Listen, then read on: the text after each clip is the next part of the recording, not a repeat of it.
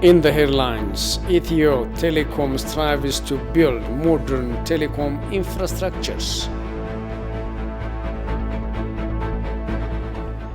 Rwanda ranks first in Africa, sixth globally in managing the COVID-19 pandemic.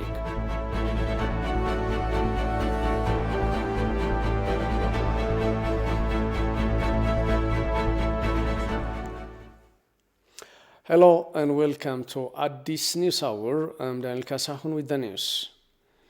The Ethio Telecom said it is striving to build modern telecom infrastructures incorporated with the nation's mega projects. The institute has started construction of modern telecom infrastructures in project development areas. Gushmal has more.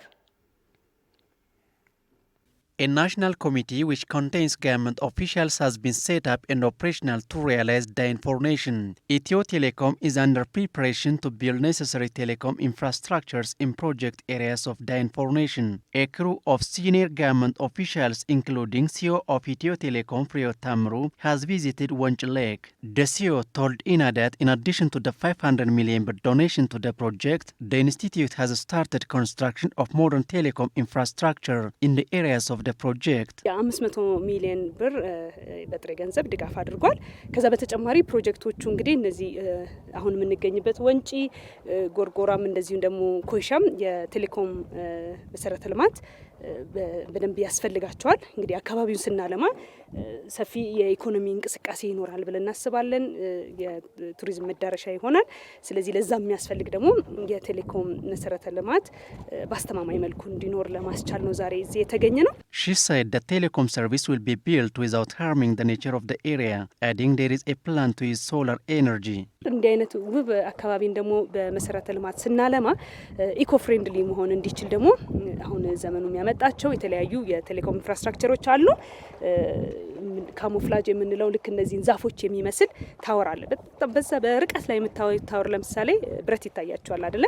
ስለዚህ ቀጣይ የምንተክለው ግን ከውበቱም ከሌሎችም ጉዳዮች አንፃር ለአካባቢው ተስማሚ የሆነ የሞባይል ጣቢያዎች ለመትከል ነው ያሰብነው። እሱንም ጭምር ነው እየቃኘን ያለ ነው። Bayisa Irgu, who is raising 5 children in the area by boating, expressed his happiness over Wanch's development.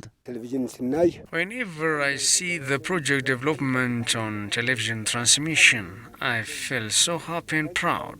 When the project gets finalized, I expect to earn much money and improve my life. The institution's higher officials will pay additional visit in Gorgora and other projects, it was learned.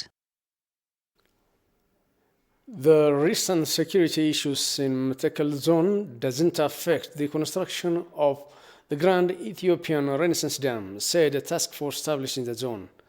Head of the task force, Lieutenant General Nasra Denaro, said reliable security arrangements are in place for the transportation of inputs needed for the construction of the dam at any time.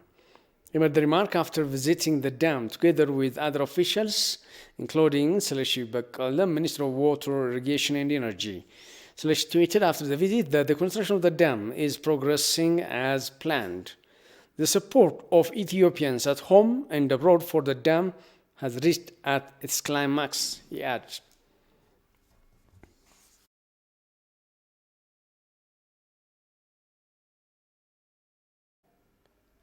The Agency for Refugees and Returning Affairs announced that Eritrean refugees are getting better services in the Tigray region. United Nations High Commissioner for Refugees Filippo Grandi has visited Eritrean refugees camps in the Tigray region.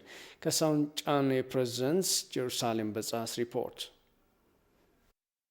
The Minister Peace Muferiat Kanil, the State Minister for Foreign Affairs Redwan Hussein, the Director General of the Agency for Refugees and Return Affairs Isfahan Gobazai, and high government officials, along with the United Nations High Commissioner for Refugees, have visited Eritrean refugee camps in Tigray State. The Ethiopian Agency for Refugees and Return Affairs SAD is working to provide better services to Eritrean refugees in Tigray State, adding that the rumor that Eritrean refugees are in in trouble is untrue.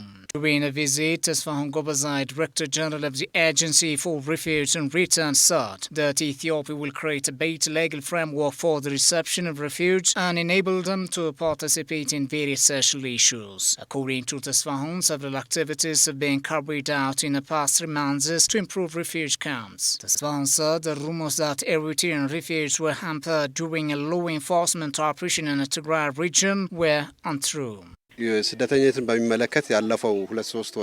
Concerning the refugees, the evaluation that were so far were untrue and far from the reality on the ground, and it rather blackens Ethiopia's efforts to its usual astonishing treat on various refugees. They were not harmed during a law enforcement operation in the Tigray region. The government was facilitating all the necessary things, including the healthcare services, and we brought all these international communities to observe the reality on the ground today. Beyond hearing the rumors circulating in some quarters, they were untrue. Being present physically at a place is very critical, including the commissioner. The Ethiopian government will take legal action if there is a problem, as the government is paying close attention to the situation of refugees, and work is underway to provide better service to Eritrean refugees in Tigray state. So upon the request of the international communities, today we have already brought them to observe these refugees on their naked eyes. The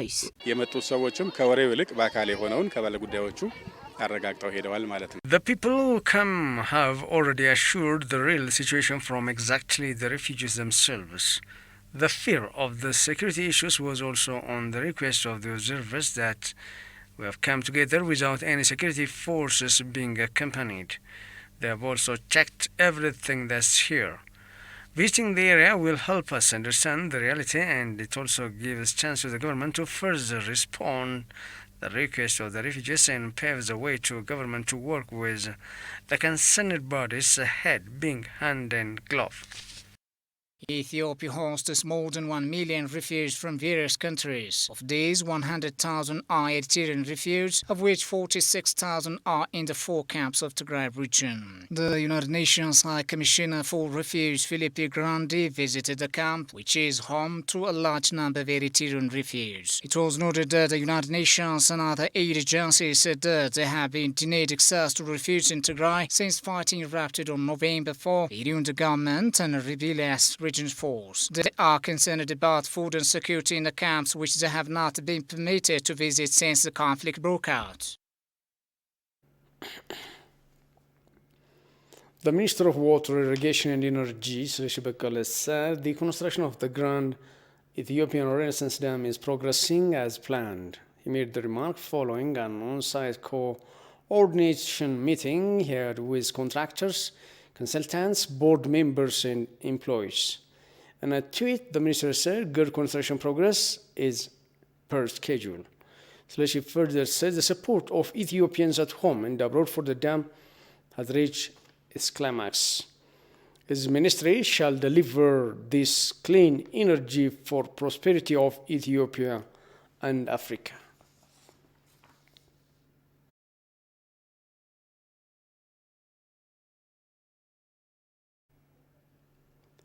The newly incoming U.S. ambassador to Ethiopia said the policies formulated by TPLF have resulted in significant economic and political crises such as unemployment, inflation, and the non-inclusive growth rate.